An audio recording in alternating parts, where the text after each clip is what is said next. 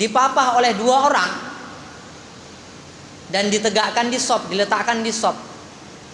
Mungkin berjalan dah payah, maka dipapah, dibawa oleh 2 orang. Setelah dia berada di shop, barulah ditinggalkan oleh yang membawanya dan dia mengikuti sholat berjamaah. Seperti itu memang keadaan di zaman Nabi SAW. Sekalipun dia dalam keadaan sakit, dipapah. Bahkan Nabi sendiri pernah dipapah oleh Abbas, paman Nabi SAW, dan Sayyidina Ali radhiyallahu anhu. Dan Ibunda Aisyah radhiyallahu anha tidak mau menyebutkan. Ketika Ibunda Aisyah radhiyallahu anha meriwayatkan hadis ini, Ibunda Aisyah tidak mau dia menyebutkan nama Sayyidina Ali. Dia hanya menyebutkan bahwa Nabi dipapah oleh Abbas dan 1 orang laki-laki. Nah, dia sebutkan itu. Kata Abbas, tahu tidak kamu siapa laki-laki itu? Kata Abbas radhiyallahu anhu, dia adalah Sayyidina Ali radhiyallahu anhu. Dipapah oleh 2 orang. Begitu pentingnya sholat berjamaah di zaman Nabi SAW. Begitu juga di zaman kita sebagai umat Nabi. Karena ini adalah sunanul huda, jalan-jalan petunjuk yang sudah ditempuh oleh Nabi SAW dan pengikut-pengikut mereka yang setia. Qala Rasulullah SAW, man kharaja min baitihi ila sholah faqala Allahumma inni as'aluka bihaqqis sa'ilina 'alaika wa as'aluka bihaqqi mamsyaya hadza fa inni lam akhruj asharon wala bataron wala riya'an wala sum'atan wa kharajtu tiqa'a sukhtika wa btigha amardatika fa as'aluka an tu'idhani min nar wa an taghfira li dhunubi innahu la yaghfiru dhunuba illa anta aqbalallahu alaihi biwajhihi wastaghfara lahu sab'una alfi malak. Kata Nabi, barang siapa berjalan menuju masjid, kemudian dia mengucapkan Allahumma inni as'aluka bihaqqis sa'ilina 'alaika wa as'aluka bihaqqi mamsyaya hadza fa inni lam akhruj asharon wala bataron wala riya'an wala sum'atan wa kharajtu tiqa'a sukhtika wa btigha amardatika fas'aluka an tu'idhani min nar wa an taghfira li dhunubi innahu la yaghfiru dhunuba illa anta. Maka Allah Subhanahu wa taala akan menerimanya, akan menerima dengan wajahnya. Maka Allah akan menerima dengan ridhonya, dengan senangnya, dengan gembiranya. Dan Allah akan mengutus kepadanya, Allah Subhanahu wa taala akan mengutus kepadanya 70.000 malaikat. Allah akan mengutus kepadanya 70.000 malaikat, dan 70.000 malaikat itu akan mendoakan agar Allah ampuni dosa dan kesalahannya. Tak hafal lagu doa nih, terpaksa lah dihafal. Kalau nak ini,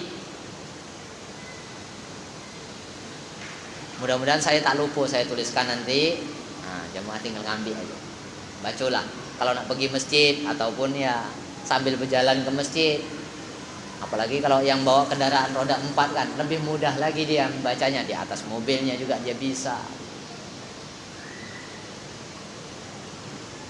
Jadi orang yang membaca doa ini ketika dia pergi ke masjid ataupun dalam perjalanannya ke masjid, maka Allah Subhanahu wa taala akan senang kepadanya, akan menerima dengan wajahnya, dengan gembira. Kemudian Allah Subhanahu wa taala akan mengutus kepadanya sebanyak 70.000 malaikat. Sebetulnya untuk menjaga kita 1 malaikat sudah cukup. Tapi untuk memuliakan orang ini Allah mengirim kepadanya 70.000 malaikat. Dan malaikat ini mohon ampun kepada Allah Subhanahu wa taala atas dosa dan kesalahan yang dimiliki oleh orang. Kemudian dalam riwayat yang lain, qala Rasulullah sallallahu alaihi wasallam an Abi Hurairah, al-masya'una ilal masajid fi dzulami ulaikal khawadun fi rahmatillah. orang yang berjalan menuju masjid dalam kegelapan malam, gelap. Nah pergi nih macam-macam lah, banyak halangan rintangan. Kalau gelap nih banyak perasaan-perasaan yang macam-macam. Apalagi lewat kubur pula. Ini macam-macam lah, gelap. Namun dalam keadaan gelap itu dia tetap berjalan juga ke masjid. Maka kata Nabi sallallahu alaihi wasallam, mereka itu adalah orang-orang yang mendapatkan rahmat Allah. Orang-orang yang seperti itu adalah orang yang mendapatkan rahmat Allah. Mereka tidak memperdulikan kesulitan untuk menuju rahmat Allah, untuk melaksanakan seruan muadzin, untuk mendatangi panggilan muadzin. Sekalipun gelap dia tetap pergi. Orang yang seperti ini berada dalam rahmat Allah Subhanahu wa taala. Di dalam riwayat yang lain, liyabsyaril masya'una fi zulamin ilal masajid bin nuri tammi yaumal qiyamah. Kabar gembira ini untuk orang-orang yang pergi ke masjid dalam keadaan gelap gulita. Kata Nabi, dia akan mendapatkan cahaya yang sempurna pada hari kiamat. Setelah dia dirahmati oleh Allah Subhanahu wa taala, berada dalam rahmat Allah, pada hari kiamat nanti dia akan diberikan cahaya yang sempurna pada hari kiamat. Dia akan diberikan cahaya yang sempurna. Basyiril masya'ina fi zulami ilal masajid bin nuri tammi yaumal qiyamah. Sampaikan kabar gembira ini untuk orang-orang yang pergi ke masjid dalam keadaan gelap, maka pada hari kiamat dia akan mendapatkan cahaya yang sempurna. Di dalam riwayat yang lain diterangkan lagi bahwasanya an Abi Hurairah qala Rasulullah sallallahu alaihi wasallam, al ab'adu fal ab'adu minal masjidi a'zamu ajra. Yang paling besar pahalanya adalah yang paling jauh rumahnya dari masjid. Orang yang paling jauh dari masjid itu, ketika dia mau pergi ke masjid yang paling jauh, itulah yang paling banyak pahalanya. Semakin jauh kita pergi ke masjid, semakin jauh lah kita, semakin banyak pula kita mendapatkan pahalanya.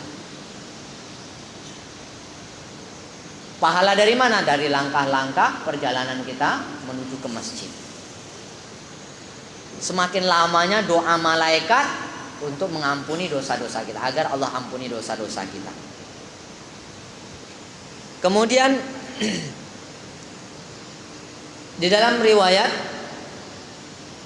an Ubay bin Ka'bin qala kana rajul minal ansor baituhu aqsa baitil Madinah. Baituhu aqsa baitin bil Madinah. Wa kana tukhta'uhu as-shalah ma'a Rasulillah sallallahu alaihi wasallam. Qala fatawajja'tu lahu faqultu ya fulan law annaka ishtaraita himaron yaqiqur ramadu wa yarfa'uka minal waqi wa yaqika awamul ard faqala wallahi ma uhibbu anna baiti bitunubi baiti Muhammad sallallahu alaihi wasallam. Qala fahamaltu bihi himlan hatta ataitu nabi sallallahu alaihi wasallam fadzakartu dzalika lahu fada'ahu fasa'alahu fadzakara lahu mithla dzalika wa dzakara annahu yarju fi atharihi. Faqala Rasulullah sallallahu alaihi wasallam inna laka mahtasabta.